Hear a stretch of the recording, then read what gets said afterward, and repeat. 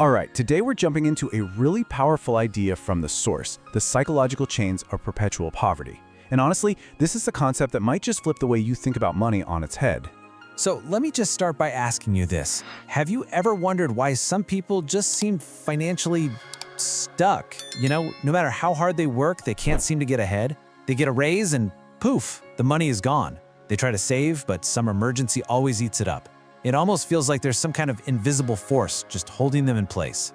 Well, according to the source material we're digging into today, this isn't really about your salary or your budget. It's something deeper.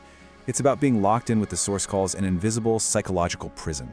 And this is where it gets really interesting. The source defines perpetual poverty not as a number in your bank account, but as a state of mind. It's that deep, nagging feeling that you're permanently trapped, and the core belief that actually improving your finances is, well, just impossible for someone like you.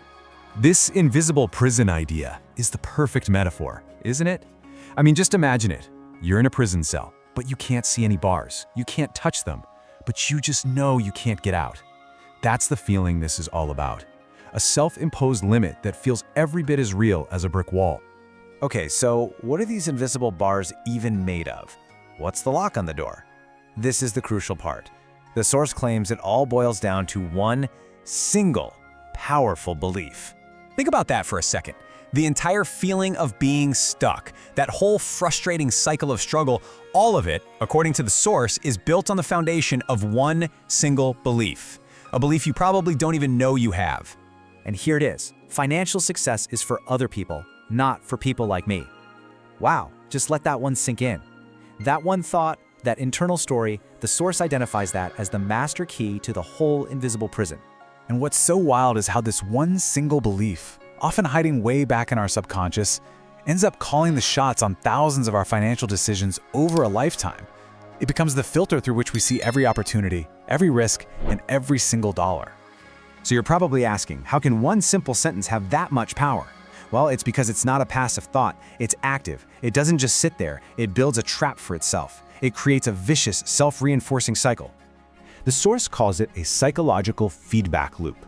In other words, the belief causes you to act in a certain way, your actions get you certain results, and those results then prove that your original belief was right all along. The trap literally confirms its own existence. Let's walk through how it works, step by step. First, you internalize that core belief. Second, that belief starts to filter your decisions. You might pass on a new job because it seems too risky, or you won't ask for a raise because deep down you don't feel you deserve it. Third, those safe decisions lead to, well, limited results.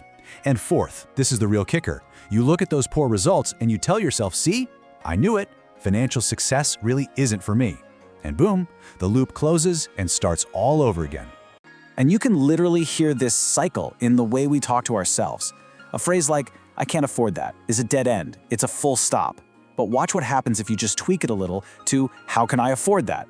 All of a sudden, it's not a closed door anymore. It's a puzzle to solve. Your brain starts searching for answers instead of just shutting down. So if this whole thing is a psychological prison, how in the world do you break out? Well, here's the really good news. Since the bars are made of beliefs, they can be dismantled.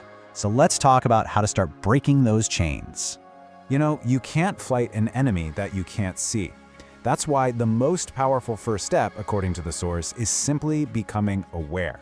Just recognizing that, hey, maybe this belief is running in the background of your mind. Just seeing it for what it is, that's half the battle right there. So the source gives us a really practical 3-step plan to get started. First, just identify it. Be totally honest with yourself. Do you hold this belief even a little bit? Second, question where it came from. Did you pick it up from your family, from your community? Is it really your belief or just a story you inherited? And third, go on a hunt for counter evidence. Look for any example, no matter how small, where you succeeded financially, because that one piece of evidence proves that the belief that success is never for you is not a fact. It's just a story, and stories can be rewritten. And that's what this all boils down to, really. The prison isn't made of steel bars. It's made of a story. So that leaves us with one final really important question to ask yourself. What financial story have you been telling yourself? And are you ready to start writing a new one?